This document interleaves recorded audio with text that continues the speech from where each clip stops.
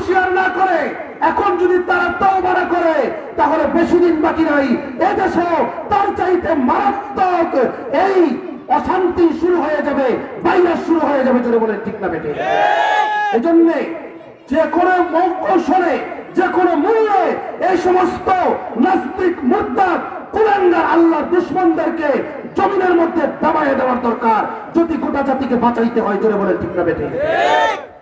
আমার ভাইয়েরা, মুহাম্মদুর রাসূলুল্লাহ সাল্লাল্লাহু আলাইহি ওয়াসাল্লাম বলেছেন, যেই দেশের মধ্যে এই ভাইরাস শুরু হয়ে যাবে, মহামারী শুরু হয়ে যাবে, ওই দেশের মানুষ যেন ভিন্ন কোনো দেশে আত্মপ্রকাশ না করে বা ভিন্ন কোনো দেশে সফর না করে, কারণ যেই লোকটা সফর করবে তার মধ্যে ভাইরাস থাকতে পারে।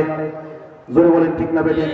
এবং অন্য কোনো দেশের লোকজন ওই দেশের মধ্যে প্রবেশ না করে, এই আইন কে করে দিয়েছেন? বিশ্বনবী সাল্লাল্লাহু আলাইহি সাল্লাম করে দিয়েছেন। আমার ভাইরা, নবীর কথা তো শুনি না, বিপদে পড়লে শুনি। কি বলেন?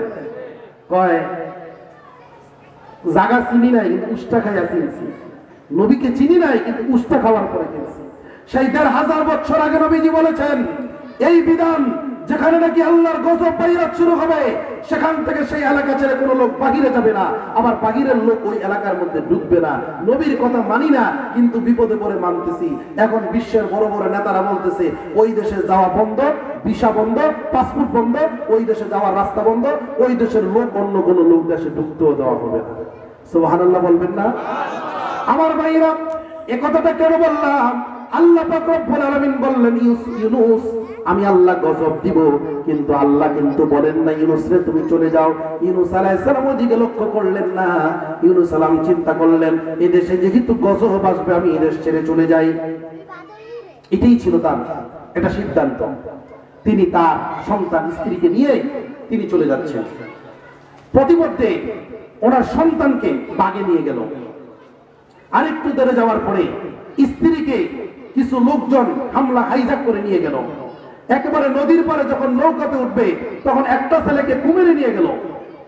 উনি যখন একাকী সর্বহারা হয়ে নৌকাতে উঠেছে, তখন তিনি নদীর মাঝখানে যখন স্টিমার চলে গেছে, এমন রাতের বেলা প্রচন্ড ঝড় শুরু হয়েছে। প্রচন্ড কি শুরু হয়েছে? ঝড় শুরু হয়েছে। ওই নৌকার মধ্যে যারা ছিল তাদের পক্ষ থেকে কে যেন বলতেছে, এই স্টিমারের মধ্যে কে আছো, আল্লাহর সঙ্গে নাফরমানি করেছো, আল্লাহর বিধান ছেড়ে দিয়ে চলে এসেছো, আল্লাহর হুকুম অমান্য করেছো। ইমানদাররা সব সময় নিজেকে দুর্বল মনে করে, নিজের অপরাধী মনে করে। জোরে বলেন ঠিক না বেঠিক? এটা হলো ইমানদার মুমিনের লক্ষণ।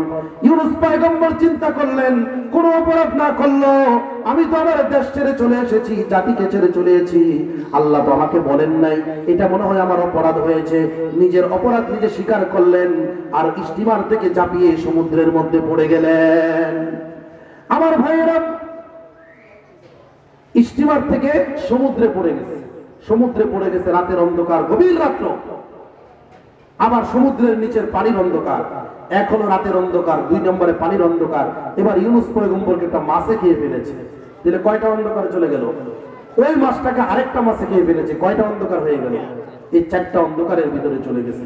এই 4 অন্ধকারের ভিতরে যে চলে গেছে, এই 4 অন্ধকারের থেকে বাঁচাইতে হইলে মোটামুটি আরো অনেক সময়ের দরকার। 4 অন্ধকারের বিষয়টা জানতে হলে, কি বলেন? তো সর্বশেষ কথা এটাই যে আল্লাহ তাআলা ইউনূস পয়গম্বরকে সেই গভীর অন্ধকার থেকে বাঁচিয়ে দিয়েছেন আল্লাহকে স্মরণ করার কারণে। কাকে স্মরণ করার কারণে? আল্লাহকে স্মরণ করার কারণে। আল্লাহ পাক কোরআনে বলেছেন, লা ইলাহা ইল্লা আনতা সুবহানাকা ইন্নী কুনতু মিনাজ জালিমিন। ইউনূস পয়গম্বর যখন তার ভুল বুঝতে পারলো আর বলল, লা ইলাহা ইল্লাল্লাহ, আল্লাহ ছাড়া কোনো মাবুদ নাই, ইল্লা আনতা সুবহানাকা ইন্নী কুনতু মিনাজ জালিমিন, আল্লাহ তুমি পবিত্র আর আমি জালেমদের অন্তর্ভুক্ত হয়ে গেছি। নিজেকে অপরাধী মনে করলো।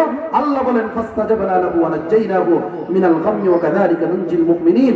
হে ইউনূস, আমি আল্লাহ এই গভীর অন্ধকারের ভিতর থেকে তোকে আমি হেফাজত করলাম। আল্লাহ বলেন, ওয়া কাযালিকা নুনজিল মুমিনিন, ইউনূস পয়গম্বরকে আমি আল্লাহ যেভাবে উদ্ধার করেছি, দুনিয়ার মুমিন মুত্তাকিনরা যদি আমার কাছে সাহায্য চায়, আমি আল্লাহ ওয়া কাযালিকা নুনজিল মুমিনিন, তাদেরকে আমি উদ্ধার করে দেব। সুতরাং ফাযকুরুনি, আমাকে স্মরণ করো, আযকুরুকুম, নিদানের কালে আমি তোমাকে স্মরণ রাখবো। আল্লাহ তাআলা আমাদেরকে বুঝার তৌফিক দান করো। নামাজের সময় হয়ে গেছে। ওয়া আখিরু দাওয়ানা আলহামদুলিল্লাহি রাব্বিল আলামিন। আসসালামু আলাইকুম ওয়া রাহমাতুল্লাহ।